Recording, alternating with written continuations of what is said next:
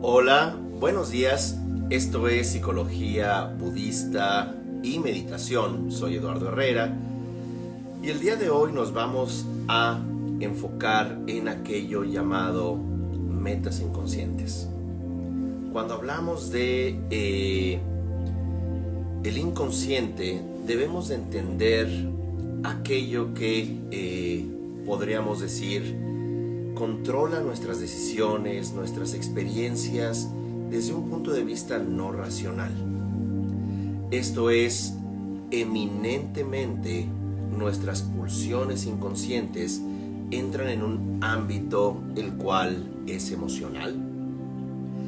Y aunque pudiéramos ubicar el sistema límbico como el área del cerebro, o como se le llama, el cerebro emocional, hay que también entender que este sistema límbico está íntimamente conectado al tallo cerebral, aquello llamado el cerebro reptiliano, reptilio, y esto significa que estamos en todo momento emocionalmente conectados a la vida, y que por otro lado, como hemos hablado en otras entregas, la evolución del cerebro, como dice el psicólogo de la Universidad de Yale, John Bargh, la evolución del cerebro dio lugar al neocórtex.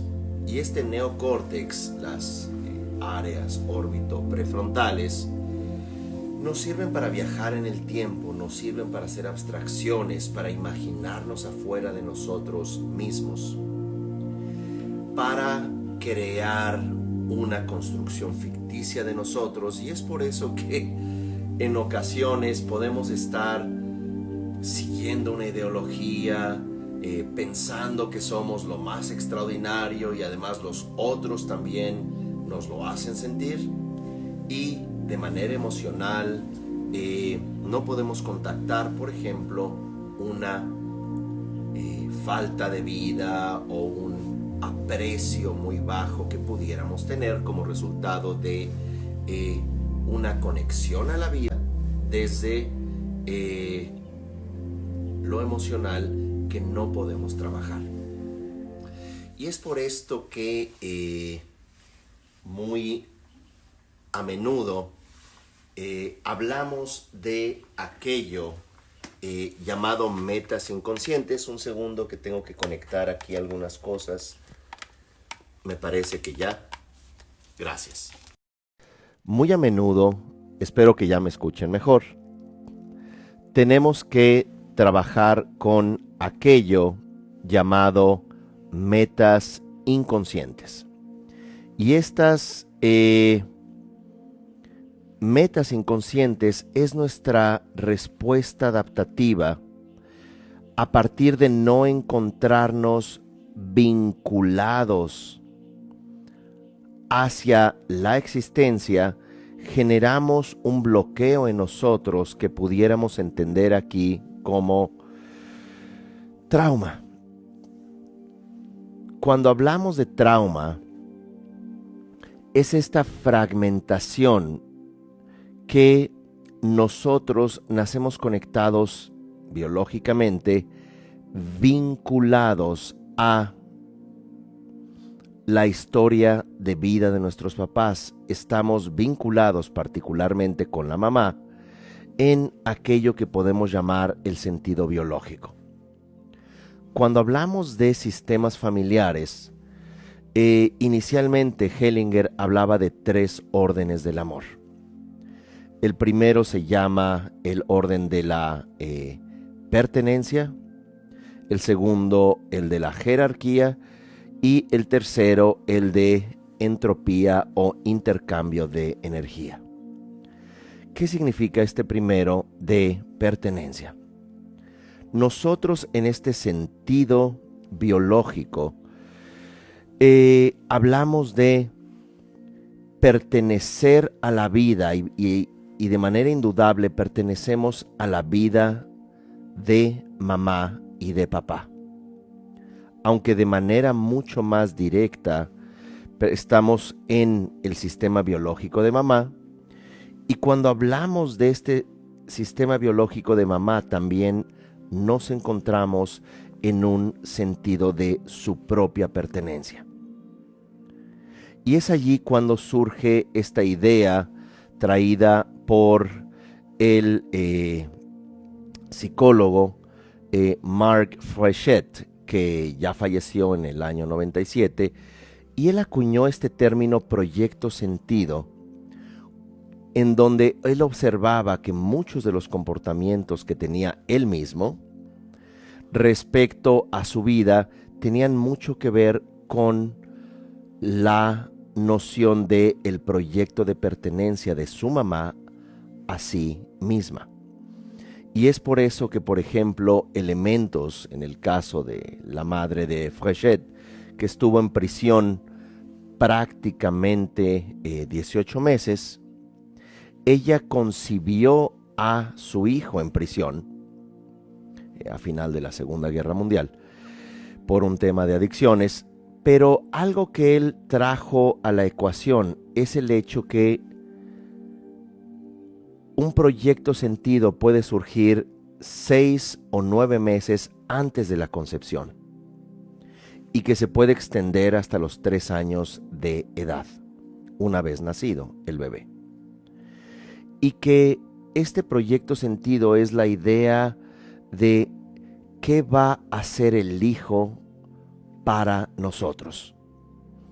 A veces el proyecto sentido puede ser quiero tener un hijo o hija que sea arquitecta como la mamá, que sea notario como el padre, que venga a cubrir esta infelicidad que tengo en la vida a pesar de haberme casado. O es posible que la hija o el hijo que quiera tener me ayude a salir de casa, de una casa resquebrajada o disfuncional. Entonces, ya desde ese momento comenzamos con un sentido de pertenencia. En la tradición budista se habla del concepto de campos de energía, conocidos como kilkor en tibetano o mandalas. Y cuando hablamos de estos campos de energía,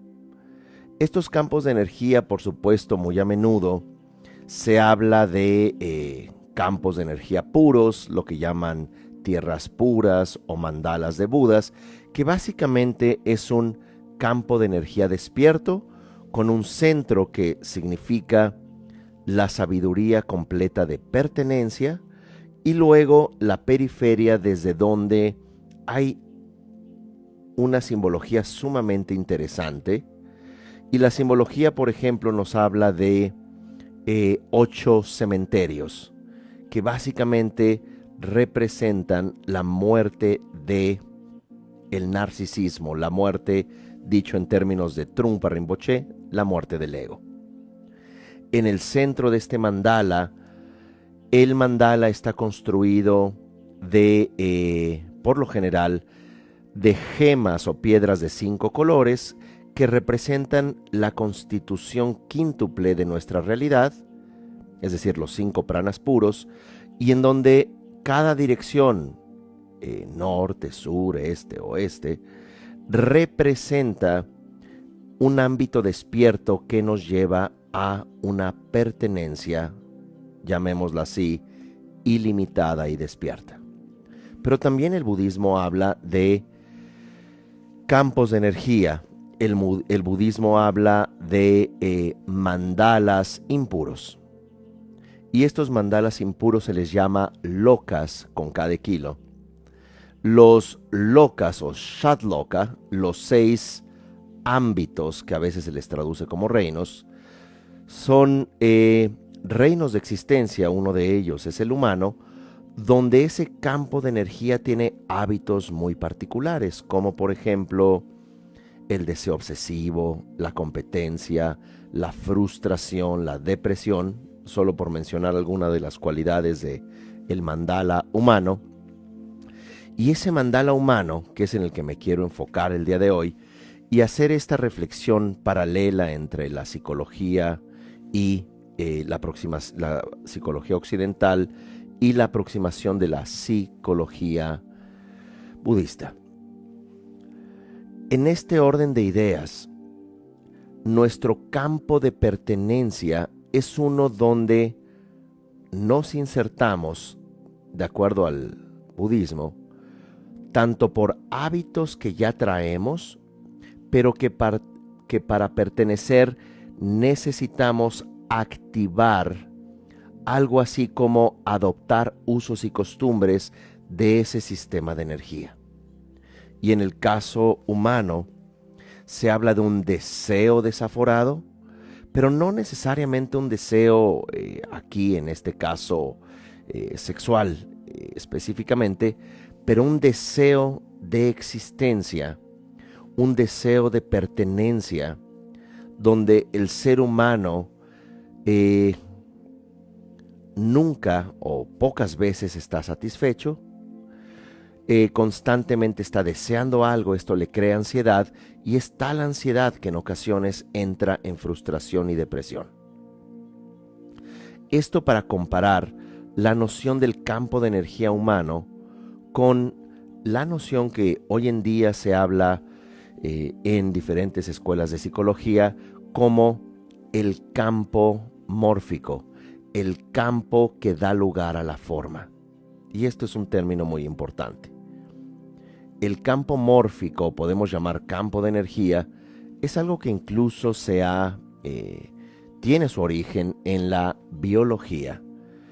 El biólogo Rupert Sheldrake habla sobre campos mórficos, sobre el hecho de cómo, por ejemplo, para evitar una terminología complicada y lo veamos en un ejemplo práctico, cómo un hormiguero con miles de hormigas puede funcionar al unísono y hay una comunicación casi simultánea en términos de, por ejemplo, ir a buscar alimento, cuando es atacado el hormiguero, cuando hay batallas entre hormigas, que hay guerras entre especies de hormigas, esto lo pueden ver en documentales.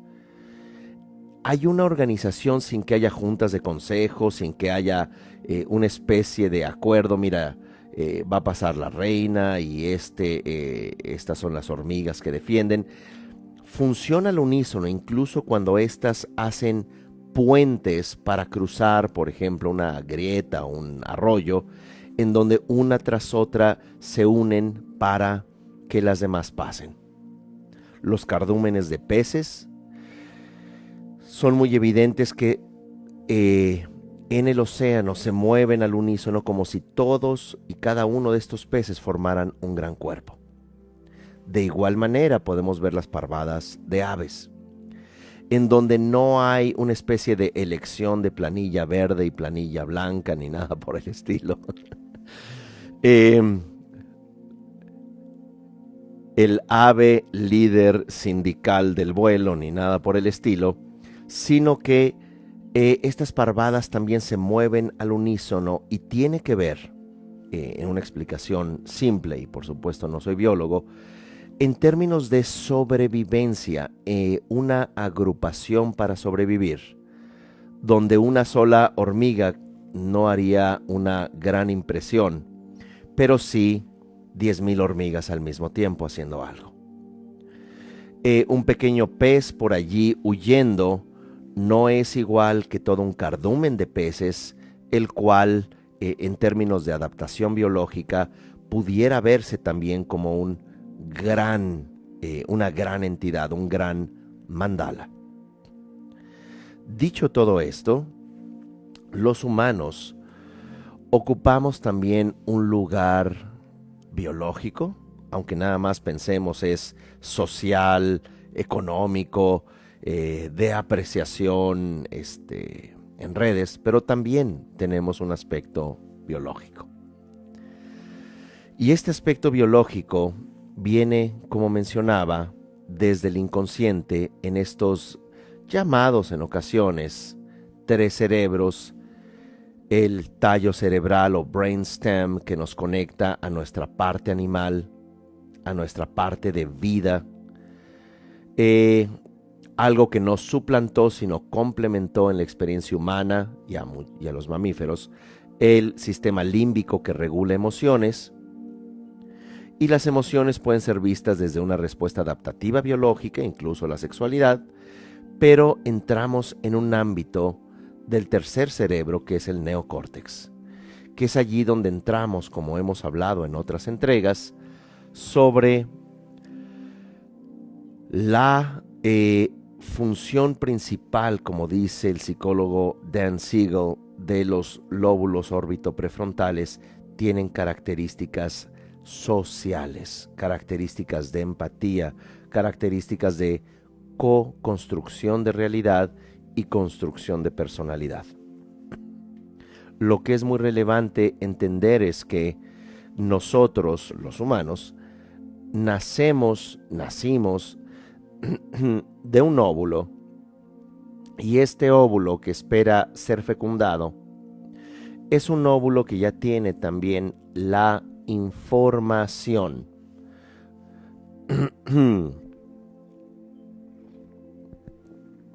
disculpen, la información no únicamente genética, que esto es obvio,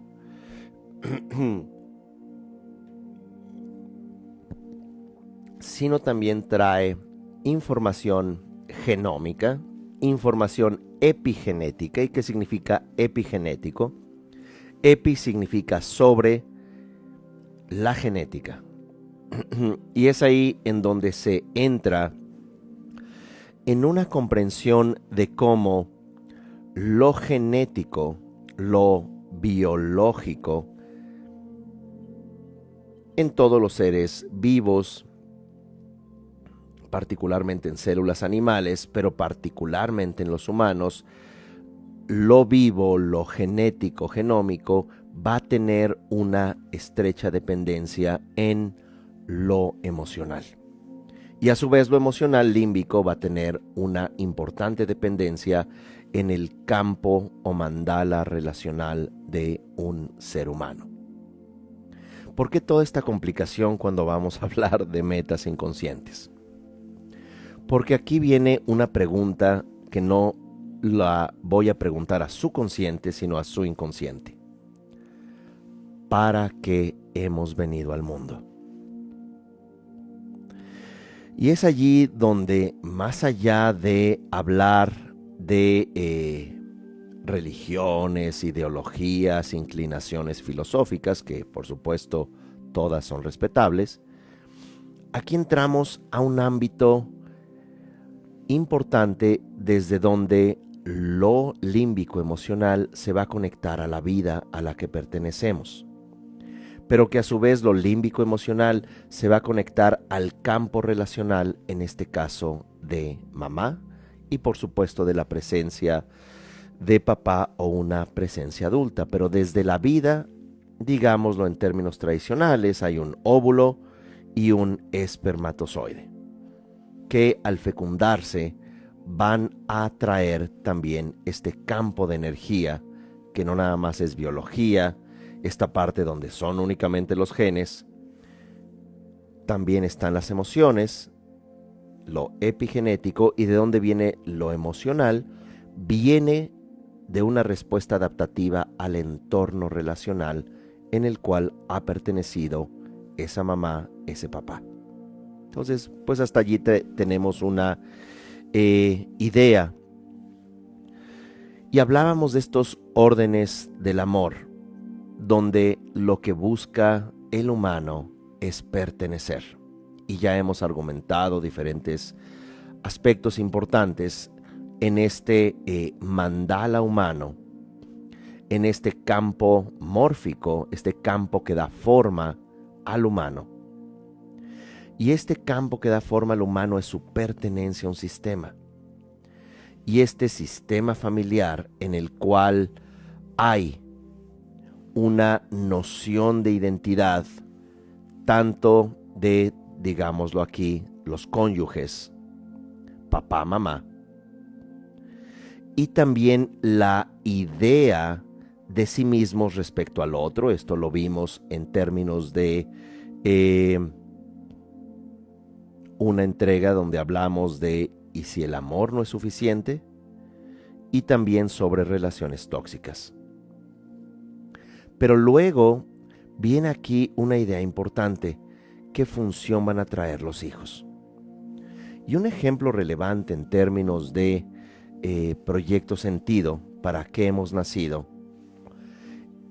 en el nivel de pertenencia, si nosotros no trabajamos a nivel de interiorización, que como ya he mencionado, puede ser a través de una meditación o serie de meditaciones, puede ser a través de una terapia, buena terapia, puede ser a través de diferentes ejercicios de reflexión, introspección, desde donde podemos inconscientemente llevar a cabo el proyecto sentido, no nada más de papá, de mamá, sino de su sistema relacional. Y voy a dar algunos ejemplos. Cuando de pronto papá quiere un hijo o mamá quiere una hija, y que cuando nace, si esperaban un hijo y nace una hija, si esperaban una hija y nace un hijo, hay toda una proyección inconsciente, frustración y decepción por parte de, en este caso, la madre, de que no va a cumplir esta expectativa. Otro caso pudiera ser el que quiero embarazarme para que mi vida cambie o para que mi pareja se mantenga y no se vaya. Y de pronto no lo cumple o de pronto lo cumple. O fui una persona en mi infancia muy abandonada, muy sufrida. Quiero que mis hijos vengan a acompañarme y sean el sentido de mi vida.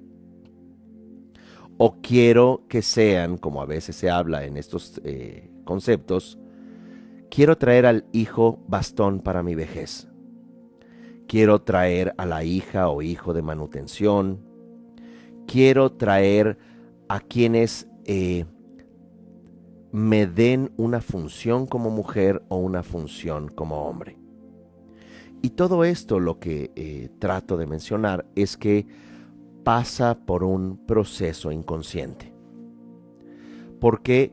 Porque lo que buscan o buscamos los humanos, hijas e hijos, es cumplir las expectativas, las carencias, las necesidades, llegar a satisfacer este lugar que mamá o papá han construido desde el inconsciente. Luego, otro punto importante en las órdenes del amor que mencionamos es la jerarquía. Y acá es sumamente importante la jerarquía en términos que venimos de mamá y papá, y que muchas veces en esta jerarquía tratamos de huir del dolor, por ejemplo, de una casa disfuncional. Tratamos de huir de una madre que no nos ha prestado atención, o un padre abusivo o violento o como fuere. Pero al nosotros no respetar esta jerarquía, se dice, en los sistemas familiares, se dice, nos condenamos. Cuando no aceptamos que nuestra vida viene de ese mandala. Y si nosotros no lo miramos con respeto, ocupando nuestro lugar de hijas e hijos, vamos a tender a repetirlo. Como el caso de una persona con la que hablaba hace años, distanciada con la mamá. ¿Por qué? Porque tomó muy malas decisiones de vida, porque no la protegió en su adolescencia. Entonces ella salió de casa para hacer una familia diferente. Y tuvo hijas e hijos. Y estos hijos, digamos, de manera general, comenzaron a no respetar a su mamá porque ellos, de alguna manera, también veían la desconexión de su mamá con su propia mamá, es decir, su abuela. Y lo interesante es que se repiten esos patrones incluso en términos de decidir pareja. La mamá había decidido encontrar una pareja similar al papá ausente. En ocasiones,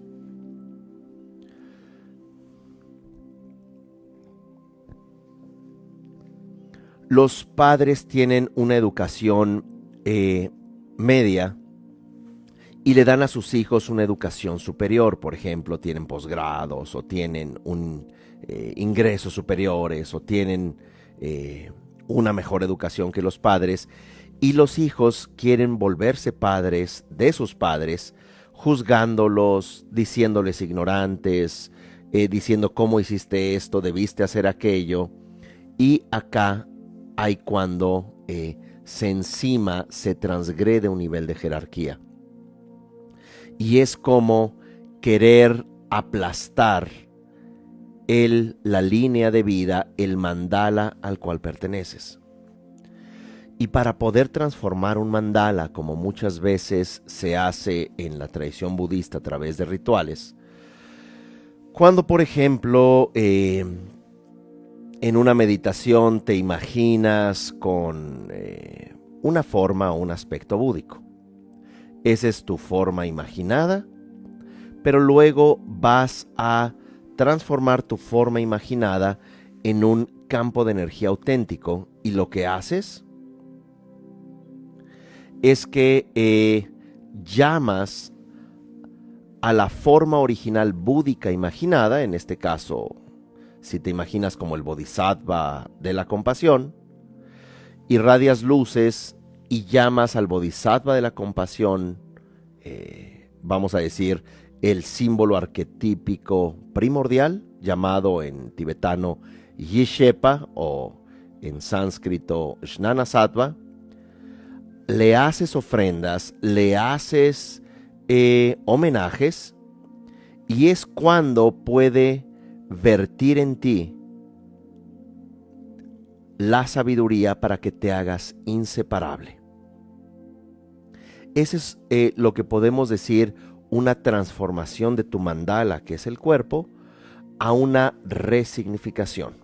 Ahora, es posible que muchos digan, no entendí muy bien, es parte de los mecanismos de meditación en el Tantra budista, pero quiero hacer esta analogía en términos que para cambiar un sistema de dolor familiar, para nosotros poder resignificar el proyecto sentido,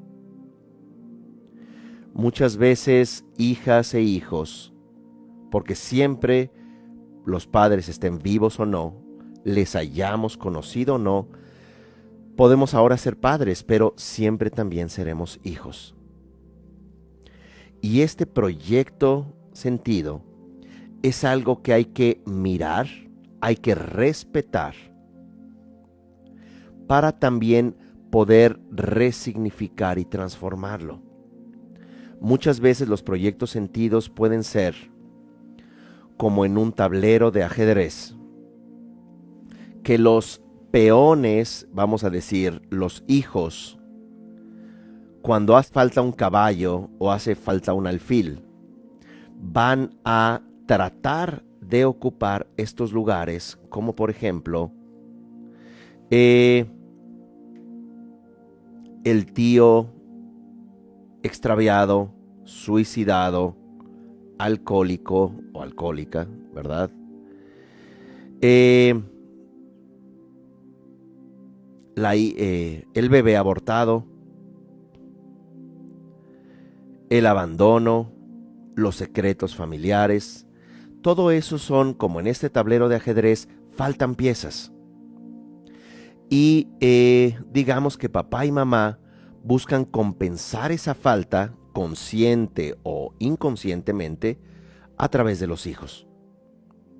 Los hijos, sin saberlo, pueden ocupar el lugar, aquello que se llama el yaciente, es decir, la pieza en el mandala familiar de alguien muerto, que no ha sido visto, que no ha sido reconocido, y puede ocupar un lugar con mucha melancolía, con una pulsión de muerte, con un dolor tan grande que pueda volverse adicto o adicta como alguien en la familia, donde pueda repetir patrones de la madre, o la abuela de la madre, o el abuelo, o el tío abuelo del padre, o también de la madre. ¿Por qué? Porque lo que buscamos, recordemos estos órdenes, lo primero es pertenecer. Hay una jerarquía. No importa si les gritemos a los papás y digamos, ustedes no sirven, yo ya sé toda la verdad sobre la vida. Tú vienes de ese campo. Y 3, que es este intercambio de energía, este dar y recibir, esta entropía, en términos de lo que somos, es una pertenencia inconsciente hacia la vida. Por eso el sistema límbico tiene aspectos conscientes e inconscientes. Es decir, emociones muy conscientes que me indigna esto y yo no voy a permitir esto y aquello, soy muy inteligente. Y la parte donde Jung lo llamaba la sombra, esta sombra desde donde está oscurecida no porque seamos hipócritas o tontos, sino porque es una manera, una respuesta adaptativa de esconder o bien oscurecer algo que no podamos trabajar en cierto momento. Ahora, eso podemos entenderlo como sombra, metafóricamente dicho por Jung. Incluso lo podemos llamar energía potencial. Es energía guardada que potencialmente esté allí, que es como la noción de karma, que el karma puede estar allí de manera latente y cuando las condiciones adecuadas se den, puede surgir esa sombra y se vuelva un aspecto de maduración de karma o bien de proyección de realidad. Y es por esto que se vuelve sumamente importante el que podamos entrar en un proceso de reconocimiento. Como hemos mencionado, no hay recetas mágicas. Incluso los budistas, en ocasiones, huyendo de su sombra, huyendo de su dolor, pueden entrar en ámbitos espirituales. Es que ahora yo voy a leer el Sutra del Loto y ahora voy a citar el Avatamsaka Sutra y ahora voy a hacer las prácticas preliminares y ahora voy a hacerme uno con la institución y seguir fielmente al gurú, que es como un Buda. En apariencia puede ser algo muy prometedor, pero algo que no podemos hacer es huir nosotros mismos de nosotros mismos, o meramente sublimarlo con una iniciación, o colgándote un collarcito, o poner un nombre exótico tibetano o sánscrito ya en tus redes sociales. Porque eso es incluso más riesgoso, se llama materialismo espiritual. Y es lo que puede suceder, y de hecho una de las razones por las cuales las personas estudian psicología, psiquiatría, formas psicoterapéuticas, es porque también hay un gran dolor que buscan subsanar. Lo cual esto no es malo. Solamente es importante que como ya sea personas de referencia terapéutica, espiritual, como papá o como mamá, debamos de entender que es importante trabajar no únicamente en lo teórico, no únicamente en tu pertenencia social a un grupo budista. ¿Por qué? Porque vas a traer tu sombra y otros traen su sombra y se vuelve una nueva familia tóxica, como puedes encontrarlo en la mayoría de los grupos espirituales. Niños abandonados, niños que les falta una contención. Pero claro, esto simplemente lo subliman diciendo es que ahora yo le llevo el agua al maestro o a la maestra y yo ahora soy el de las entradas y yo organicé este curso y el maestro es más cercano a mí que a ti, y obviamente pues son dinámicas de abandono. Lo mismo que salir huyendo de casa para hacer una casa sumamente similar, y aunque pensemos que no es así, nuestros hijos nos lo van a recordar. Nuestros hijos van a ser en muchas ocasiones la voz inconsciente del sistema familiar, y en ocasiones puede ser que esta noción inconsciente pueda llevarnos también a una lealtad hacia la muerte, lealtad hacia el alcoholismo. Si por ejemplo hay en el sistema, como en muchas ocasiones, hablando con personas en talleres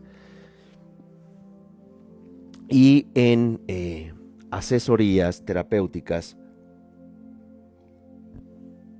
donde traemos psicología budista, reflexiones y prácticas en las cuales tanto yo estoy en proceso como también en aprendizaje, vemos cómo hay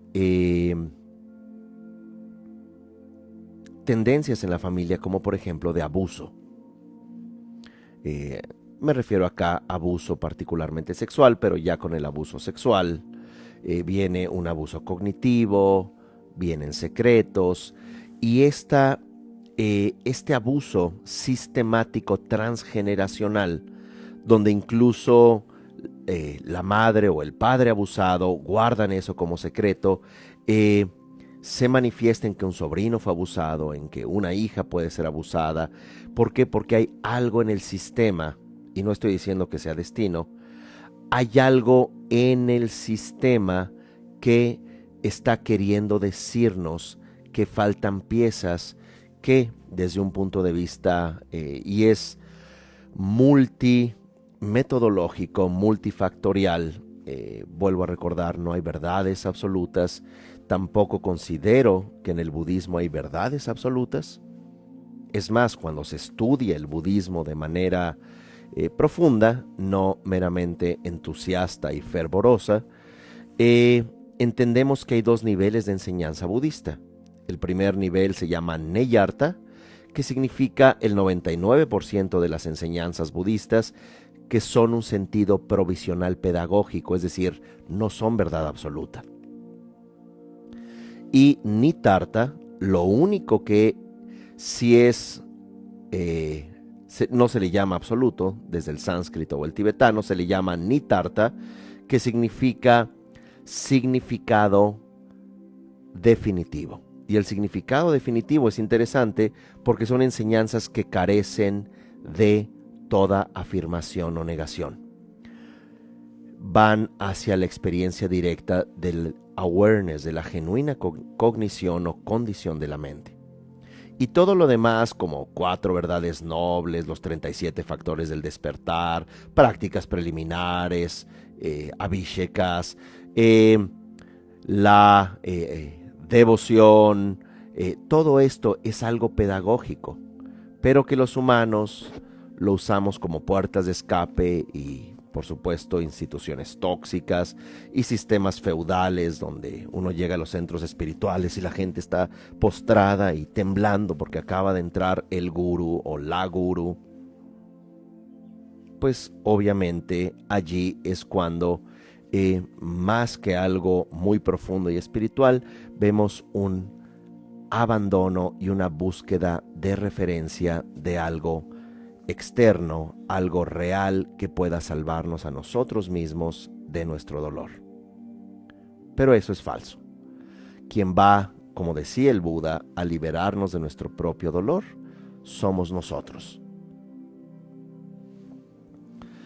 Volviendo a esta complejidad y tomando otra vez estas referencias, pertenencia, que es lo que buscamos los humanos, y nos guste o no, hay una pertenencia hacia la vida, llamémoslo aquí, desde el proyecto sentido genómico, desde cómo incluso en estos campos mórficos podemos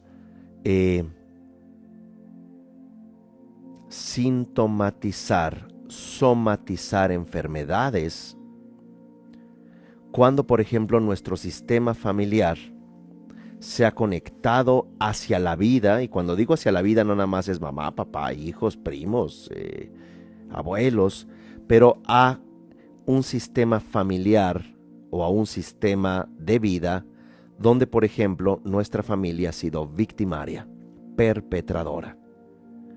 Y hay muchos estudios, por ejemplo,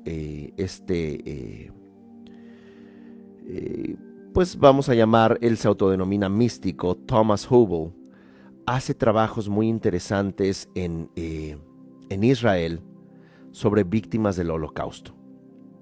Entonces ve como un sistema perpetrador, como fue el de la Alemania nazi, eventualmente no nada más produce karma en el sistema, en este caso la comunidad semítica judía, que por supuesto es el Holocausto, es una monstruosidad que desafortunadamente no nada más ha ocurrido a un grupo etnocultural, sino en Ruanda, en Camboya, es decir, a diferentes grupos humanos.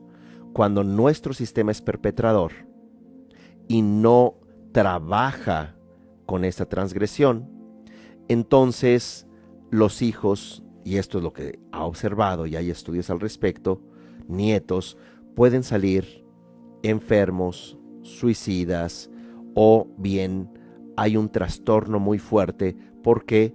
Porque esto es algo desde donde venimos y allí hay un dolor y una agresión muy fuerte.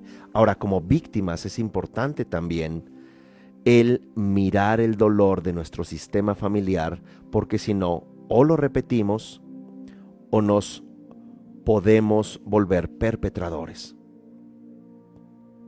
Como por ejemplo en el caso de los abusos sexuales. Entonces, es justamente de esta pertenencia, jerarquía, y cuando hablamos de piezas perdidas, como allí comentan, los descendientes van a ocupar esas piezas perdidas porque es lo que necesita el sistema. Mamá lo que necesita es un sentido de vida. Entonces muchas veces, en un ejemplo, ¿verdad? Mamá está sola, mamá no tiene pareja, no está contenta con papá, entonces yo me voy a convertir en la pareja de mamá. Entonces voy a ser el hijo que haga feliz a mamá porque veo que papá no la hace feliz. Entonces se vuelven los hijos pareja como un proyecto sentido. O puede ser de papá y la hija. No me llevo bien con tu mamá, no estamos contentos, eres la razón de mi vida, te vuelves la hija pareja. Y eso es algo complicado. ¿Por qué? Porque los hijos, hija o hijo, no van a encontrar a un hombre como mamá o papá. Y es muy posible que si no trabajan con esto, eventualmente les sea muy difícil establecer una relación funcional con parejas. Metas inconscientes, podríamos decir, pueden vincularse a anhelos, deseos, temores, carencias, proyectos, historial familiar, lo cual se vuelve sumamente importante volviendo a la aproximación budista y como también mencionaba Hellinger, él ha tomado muchos elementos también del budismo y otras maravillosas tradiciones humanas. El budismo plantea que todos los seres sensibles estamos conectados mediante el amor bondadoso y la compasión, pero aquí hay algo más fascinante. Ese amor bondadoso y compasión se estructura a través de un vínculo pamaternal. Es que a veces dice, todos los seres mis madres, se entiende pamaternal, ¿verdad? O ma paternal, como ustedes gusten. Es decir, papá y mamá. Y en este orden de ideas, entendemos cómo estos vínculos que nos traen a la vida son vínculos amorosos.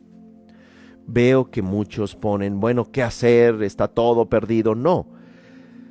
Si bien hay una ola y una carga inconsciente por parte del sistema familiar, que por supuesto una hora lo que tratamos de hacer es generar una reflexión y generar una propuesta de sanación sin abarcar lo complejos que somos los humanos y lo complejas que son estas ricas propuestas de investigación de 30, 40, 50 años de investigación, o bien una evolución en teorías y prácticas de psicoterapia, psicocognición, psicología. No obstante, si bien hay una ola de proyectos sentidos inconscientes que pudiéramos llamar sombra, y es por eso que hay inconscientes, energía potencial, sombra individual, pero también hay sombra colectiva. Es decir, puede haber sombra familiar, o hay sombra familiar, hay sombra de naciones, hay sombra de especie humana. Por eso toda esta historia de traumatización a través de los conflictos, la guerra, la violación como objeto de guerra, o el abuso sexual y la violación como escapar del dolor de la muerte. No estoy justificándolo de ninguna manera, pero es como, sin conocer nuestros patrones, que desde la lógica no funcionan, un poco como mencionaba el guitarrista de los Rolling Stones, Keith Richards, adicto a la heroína.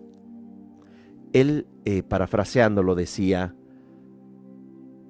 todos los esfuerzos o contorsiones, contortions del inglés, que pasamos por la vida, es para dejar de ser nosotros mismos por algunas horas.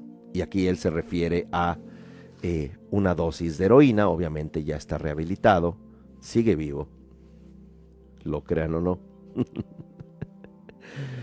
Qué bueno, ¿verdad?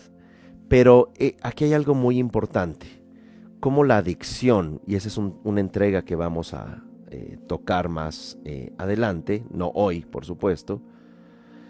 En muchas ocasiones, que también es una complejidad, lo que busca es subsanar el dolor, no de una manera muy sabia, el dolor de nuestro sistema, porque a veces lo que nos duele no necesariamente es nuestra existencia, sino el sistema. Dejar de ser nosotros porque estamos cargando a los papás, o estamos cargando a los abuelos, o algún desaparecido familiar, o una gran serie de abortos, o grandes secretos.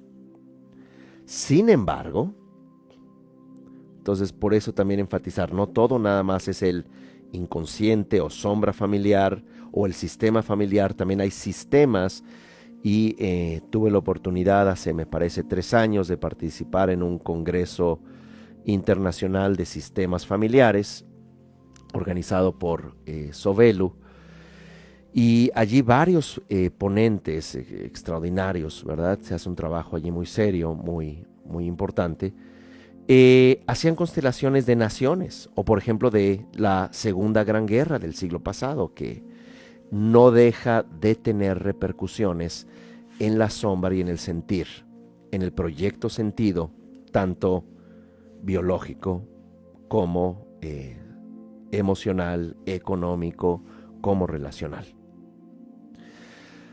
Así que ya que estamos en la recta final, en los últimos 400 metros de esta sesión, disculpen que a veces estoy tan concentrado en el tema que me falta poner un cable en algún lado, en fin, es bueno saber que todos somos humanos, que todos ya venimos con un maravilloso paquete pretraumatizado. Pero que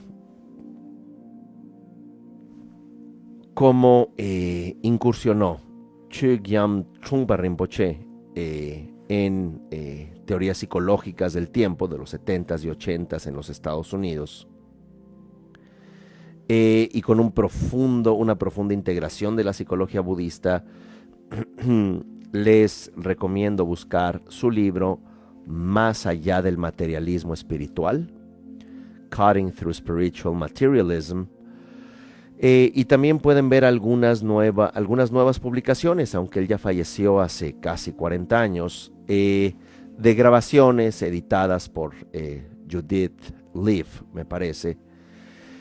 Sonríe el miedo es una publicación interesante. Voy a poner en los comentarios de este video de YouTube, voy a poner allí las ligas de estos libros para que no se pongan ansiosos, porque los nombres a veces, tanto del autor como de los títulos, pueden ser complejos. Sonríe el miedo, Más allá del materialismo espiritual,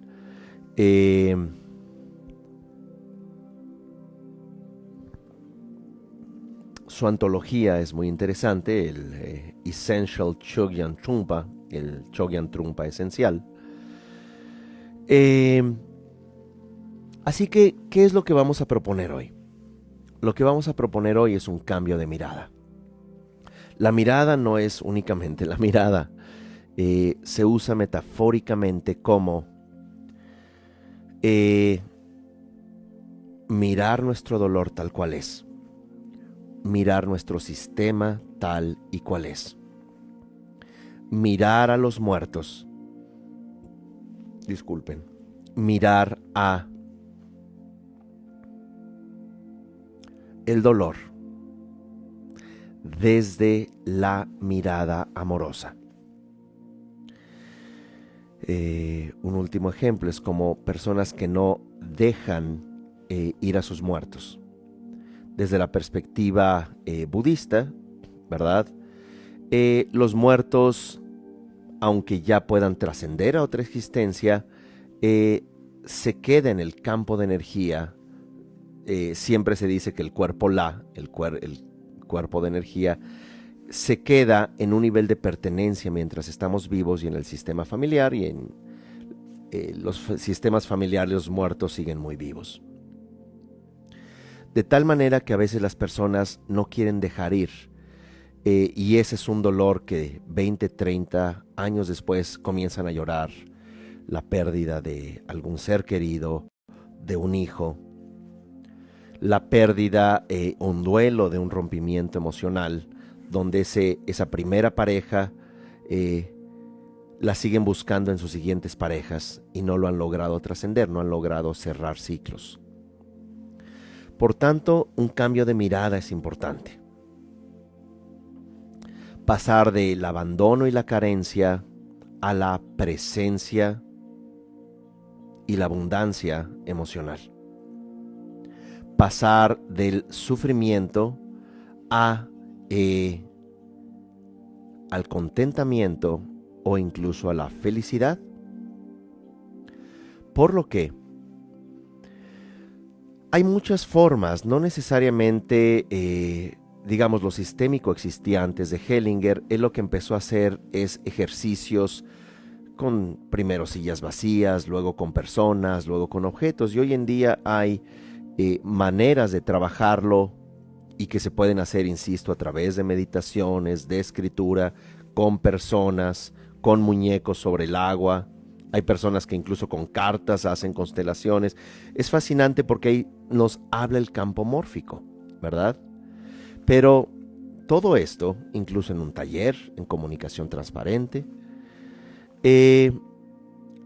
lo importante que debemos de saber es que en nosotros se encuentran todas estas estructuras, y tanto están las estructuras disfuncionales, que nada más hay que quitarle lo dis para que sean funcionales.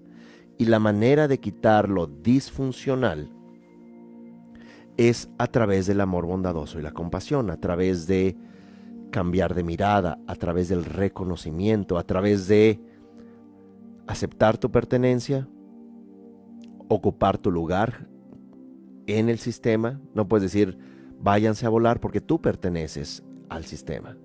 Y 2, el intercambio de energía, que por lo general en lo inconsciente es dolor, lo puedas reemplazar por presencia, pertenencia amorosa, respeto, reconocimiento.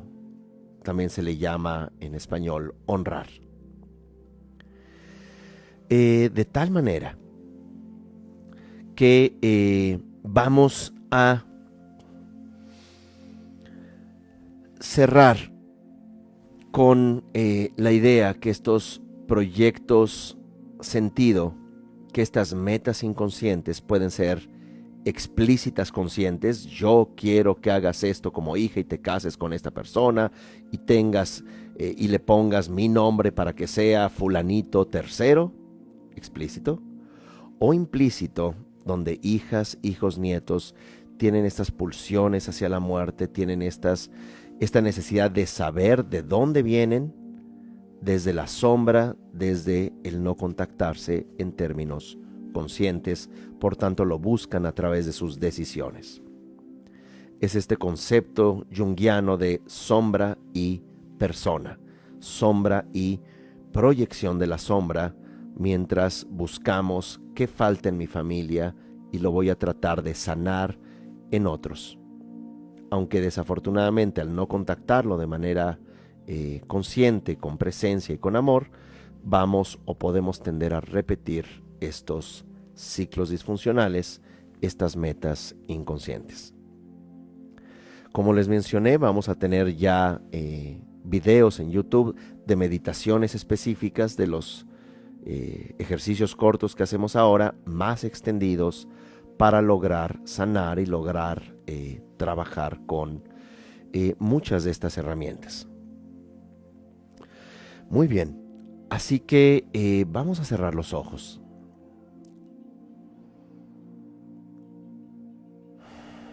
Vamos a imaginar que frente a nosotros está nuestro sistema familiar. No nada más papá y mamá, como les conocimos, les recordemos o como estén. Puede ser que papá esté frente a nuestro ojo derecho, digamos, o del lado derecho y mamá del lado izquierdo, pero al final está el sistema familiar enfrente. Los papás de papás y los papás de los papás de papás, tías y tíos paternos, maternos, primas, primos, hermanas, hermanos, tanto de uno como de papás. Los estamos mirando con amor. Algunos de ellos tienen los ojos cerrados. Algunos de ellos están tristes. Algunos de ellos están como sombra porque no existieron o no llegaron a la vida, pero ocupan un lugar. Algunos tienen ropa oscura porque nadie los quiso mencionar, como ovejas negras. Pero todos están allí y nosotros pertenecemos a todos, a todas.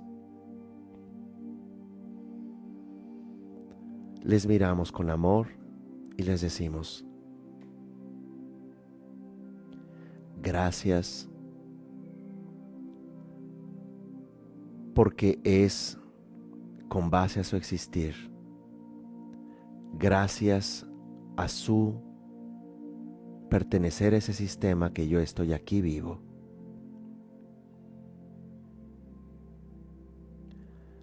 Les miro, les reconozco con amor y con gratitud. Me inclino ante todos y cada uno de ustedes con reverencia por el hecho que yo pertenezco a ese sistema. Sus desaciertos son desaciertos en mí. Sus aciertos y su conexión amorosa es la conexión amorosa en mí.